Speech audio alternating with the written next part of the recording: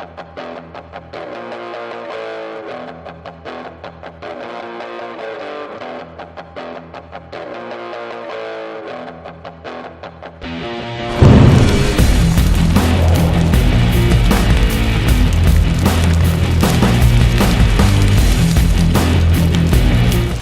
welcome to WTF is Cooking. This is Food Adventures of a Comfort Cook. I'm Mary Kokenauer. How you doing? Today we're going to be making cream puffs. It's a delectable little dessert invented by the French around the 1500s. And guess what? The king at that time, he must have been a real pervert because he wanted them to look like women's breasts. What do you get from that? Okay, so let's go over here and we're going to show you how to make cream puffs. The dough is called the pâte choux. Yeah, it's French. Let's go. Alright, so we've got main ingredients for the pâte choux. There's no sugar. We've got flour, we've got butter, we got water, and then later on we're going to be adding eggs. We're just going to put a little salt just for a little flavoring. But that's it. That's all that goes into the pastry dough. So let's go make some dough. Alright. So we have 1 cup of water into our pan. Doesn't have to be a really large pan. We have Paula Deen, 1 stick of butter, or a ½ cup. That's going to go into our water. And now we're going to put just a 1/4 teaspoon of salt. That's it. We're going to put this on medium heat. Bring it to a soft boil. I love to use these hard silicone spatulas. I have done everything to them. Put them into boiling stuff. They've even been hit by blades from a blender. They hold up really well. So onto our stove, medium heat. Okay, Maytag. I've had this stove for 12 years. Any Maytag dealers out there looking to get rid of stuff? I need a donation. I can't afford a new one. Hey, HGTV, I live at the butt end of Utah. How about coming and redoing my house? You're always in California. Okay, it's been 5 minutes. Our butter-water mixture is just starting to boil here. Now we're going to keep the heat on. Now over here I have 1 cup of sifted flour. Always sifted flour, no matter what you're making, because you don't want any clumps all of a sudden developing. We're in Utah, high elevation of 7,100 feet, so I've added about a tablespoon and a half of flour to the 1 cup. Otherwise, just the 1 cup. Now we're going to take all of this and we're going to put it into our melted water and butter, because we've got a soft boil going. There we go. And now we start stirring. Stir that up and it's going to form a ball. Yes, the heat is still on. Don't turn the heat off until you're done. Because we want all that moisture to be absorbed or evaporate. What we don't need gets evaporated. What we do need gets sucked up by the flour. Alright, look at that. We got a nice little ball going. And this is your pâte choux, or aka cream puff dough. This is also how they make éclairs. Cream puffs are sort of a round. Alright, there we go. Take it off the heat. We don't want it to burn. We're going to bring it over here to our counter where we have 4 large eggs waiting. However, if we put the eggs in right now, because this is, look at the steam, it's so hot, our eggs would start to curdle and we'd have scrambled eggs instead of a smooth dough. So we're just going to wait 5 minutes, let this cool down. By the way, I use Teflon pots and pans. They really distribute the heat evenly. They are really non-stick. I mean, I never have to add spray. That will ruin your pans. But rarely do I add any butter to what I'm cooking or oil. Alright, so we're going to leave this alone. Oh, and they have rubber handles. Really nice. You don't burn yourself. Look at that. I've been holding on to this. Not one bit of heat coming through. Alright, so there's our ball of pâte choux. We're going to let that cool down for 5 minutes.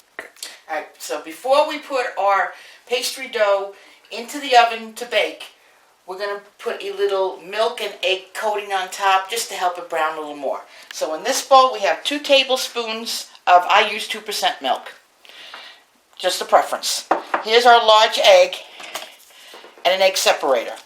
We want to just crack our egg open and let it fall into the separator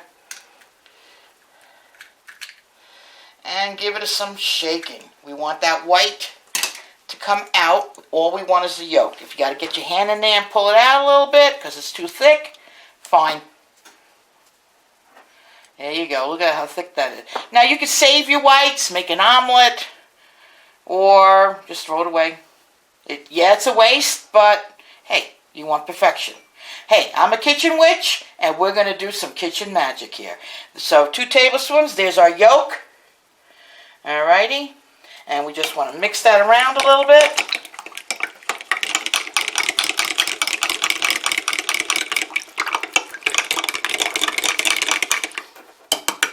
Alright, look at that. As compared to that, that's just the whites. And this is our yolk with 2 tablespoons of milk. And we're going to be brushing this onto the tops of our puffs. Okay, it's been 5 minutes. Our pastry dough here has cooled down. You don't see any steam coming up. So now we're going to start adding our eggs one at a time.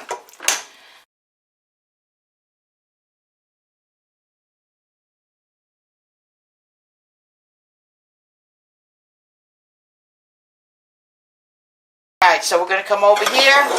We have 2 jelly roll pans. I have lined them with parchment paper. You're supposed to use ungreased pans. I do have non-stick. Air Bake is my favorite brand of pan. But you know what? I'm always careful with certain things, so I'll use parchment paper. Even on cheesecake. Even though I've greased that bottom, I will put some parchment paper to make sure it doesn't stick and ruin my crust. So now we've got scoops. Each puff requires 1/4 cup of the pat de choux. A 2-inch diameter ice cream scoop is 1/4 cup. This is a 1-inch. So maybe you want to make little puffs for a party, so you can use this guy. Much easier than putting it into a 1/4 cup measuring cup and then trying to spoon it out. And it's got that nice round. All we have to do, look at that.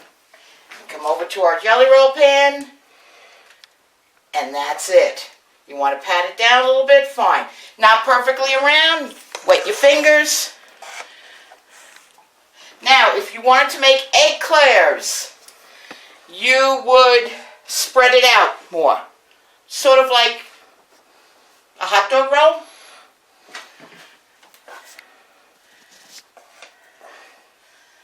And you're going to have to put them about 2 inches apart. These are going to steam from the inside.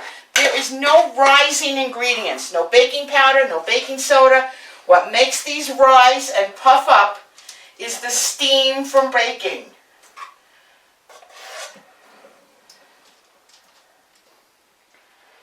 Like I said, this recipe will give you 8 to 9. Now, remember we made that egg wash?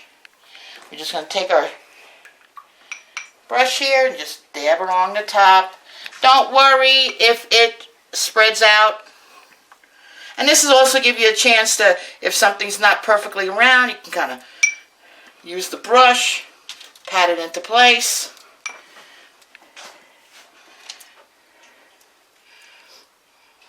Am I making a mess? Sure, it's my kitchen. I'm having fun. We ain't in any professional Food Network or cooking channel kitchen. We don't have a staff, just little old me, and I'm a real person.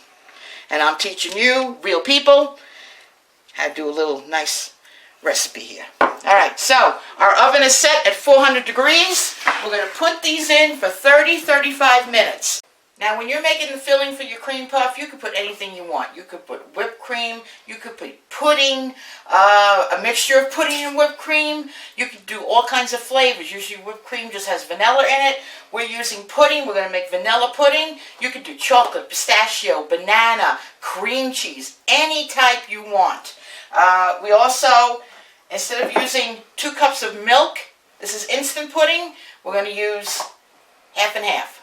Half and half will whip it up to it's really frothy and light. It'll be like a whipped cream. This is a 1 ounce box of instant pudding. So we're going to add in 2 cups of half and half. Alrighty. Now, this is my little Black & Decker gizmo. I've had this guy for 20 years. Still does me right. Now, you have to whisk this for 2 minutes. If you want to do this by hand, you go ahead. I'm going to let this baby do it for me. And you can see it frothing up already. And that's what you want. Because if you were making whipped cream, this is what you would be getting anyway.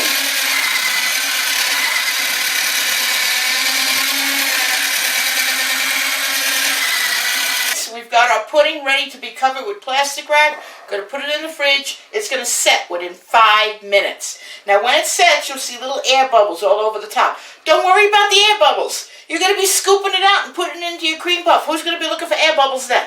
Alright, see you in 5 minutes. Okay, it's been 33 minutes. Let's check our puffs. Oh my God, look at this. Look at them. Look at them. Oh, this is beautiful. Hey, just give it a little poke. If it'll make you feel better, give it a little prick. Just give it a little, because we want the steam to start escaping. We don't want it to keep baking. We're letting the steam out. They will not deflate. Look at that. Look at that perfect. Oh my goodness gracious. Look at that. And see? The parchment paper kept any moisture from getting onto your pan. We're going to quickly go to our baking rack. They're hot. Be careful. Put them on your baking rack. So don't start cutting them open now. Let them cool down. Because you're going to have to split them open. And inside, some of the dough does not cook. So you have to peel that out. You want to slice these open and start peeling out raw dough, and you're burning your fingers. Alrighty? So let them cool down. Give them about 5-6 minutes. So you can handle them easily. Okay. These have cooled down. As you see, I can handle them pretty well. Do I have to do the thing with the pajamas again? We're just going to slice near the bottom. Okay, so we're going to cut this baby open all the way around. There you go. Gently pull it open. And look, you can see the raw dough inside. This dough is all raw. So just gently pull it out. You don't want to eat this. It's nasty stuff. It's not going to do anything for you. It won't add to the flavor. It's just going to make everything all gummed up. Look at that. Pulls right out. And remember, we didn't use any baking powder, baking soda. We just used steam from all the moisture in the dough. Right, here's our plate. Now, remember that pudding we made before? Those are those bubbles I told you about. But we're going to take that. Here's my handy-dandy 2-inch diameter ice cream scoop. Look how frothy and creamy. Looks just like whipped cream. Put that in the middle. Alrighty, we're going to take another one. Do the same thing. Now we can take that one.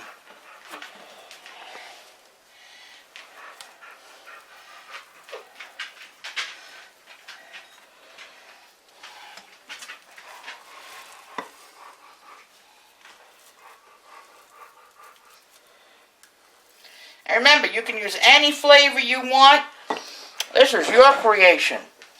So, do we want to put anything inside? You can. We've got some blackberries. We've got honey. I've got purple sage honey, raw, unfiltered wildflower honey. You can drizzle some chocolate in there now, or just put your tops on and decorate your plates. So, we've got some berries. How about some blackberries? Here we go. Nice fresh blackberries all around. You want strawberries? Get some strawberries, fan them out. Alrighty. Now, if you want chocolate, if you really want to make something fancy, you get some melting chocolate. Ghirardelli melting wafers. Melt them down. Dip your tops in there and let them settle. All right? Then after you start plating up, put those little tops on top, you've got a nice chocolate decoration on top.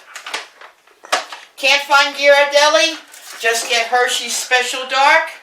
Melt it down. You can melt it in a little saucepan with a couple of tablespoons of heavy cream, or in the microwave. Melt it down. You can either drizzle it or cover them totally. All right, we've got our powdered sugar. This is powdered sugar, also known as confectioner's sugar. Okay, this is powdered sugar, also known as, I'm trying to show it to you. Powdered sugar, also known as confectioner's sugar, very light and airy. All right, we're just going to take it, sprinkle a little bit on top. Look at that. Look how pretty that is. This is perfect for, hey, if you're all alone, you want to spoil yourself, there you go. You got company coming over, there you go. Romantic dinner, anniversary, Valentine's, birthday, there you go. Now, you've made the puffs. You don't want to use them all.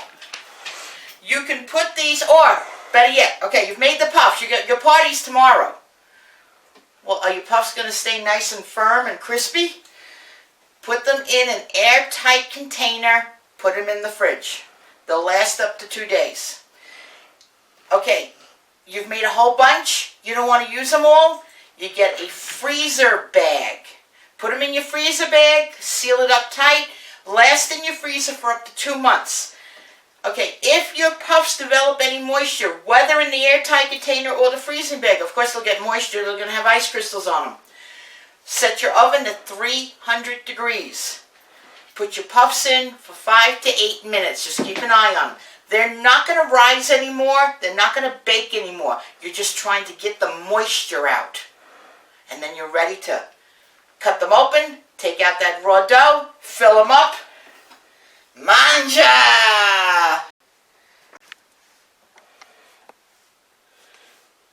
Well, give you a little advice about making something you've never made before.